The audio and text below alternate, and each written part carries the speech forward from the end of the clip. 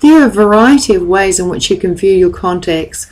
For example, I can click on the Contacts folder, and from the Home tab, I actually have a Current View selection.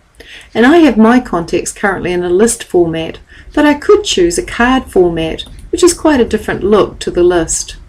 You can also drag the line between contact cards and move it to the right to make them wider, or to the left to make them narrower, so you can see exactly what you need to see on a screen.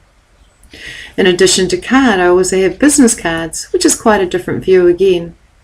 So you can view your contacts in a variety of ways, and it's really a matter of clicking on these options and deciding on the view you'd like. You can also sort your contacts in a variety of ways. For this, I'm going to click the View tab in the ribbon, and here I have a Reverse Sort button. If I click the Reverse Sort button, I'm seeing my contacts sorted by last name in descending order. If I click Reverse Sort again, I'm seeing my contacts sorted in ascending order. If I was to view my contacts in a format other than business cards, let's go back to Home, let's go back to the Current View and choose List again. I could then sort my contacts by any one of these column headings, which I didn't have when I was in business cards. When I'm in business cards, I have a limited way that I can sort, but in List, I can sort by full name in ascending or descending order. I can sort by email in ascending or descending order. I just have to scroll across to email and sort in ascending or descending order.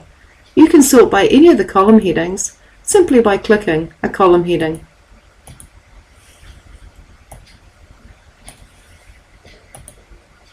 You can also add and remove columns. For example, if I go back to the View tab in the ribbon, I have an Add Columns button. And what I might like to do is remove certain columns. So Job Title, if I click Job Title, I can use the Remove button to remove this. I could also click Department and remove that column. When I go OK, I'll find that Job Title and Department have been removed from this view. If I wish to get those columns back, I can go back to Add Columns, and I can add any of the columns listed. These are the frequently used fields. If what you're looking for is not in the frequently used fields, you can hit the drop down and ask, for example, for all contact fields.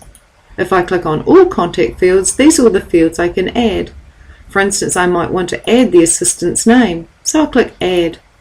Assistant's name now appears at the bottom, so I'll use the Move Up button to move that field up through the list so it appears under Company. I might wish to add Department and Job Title back in, so I'll go down to Department and I'll click Add, and then I'll move that into a position that I'm happy with. So I'm just going to move it up one click. And Job Title.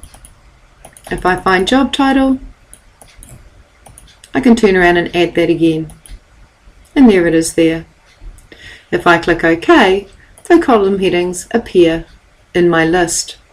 I can then double click the line between each column heading to do a best fit and to see what's in those columns. You can also customize the current view by going to View in the ribbon, and in the Current View group, click View Settings. You have a Columns button here also, and you can choose what fields you do and do not want to see in this particular view simply by adding them, removing them, much like we did earlier, and Cancel. You can also choose to sort in any particular order using the Sort button, and I can sort by full name and then perhaps by another 3 columns, and Cancel, and Cancel. So you can completely format the way that you view your contacts, and how you view one contact folder can be very different to how you view another contact folder. Each contact folder has its own view settings.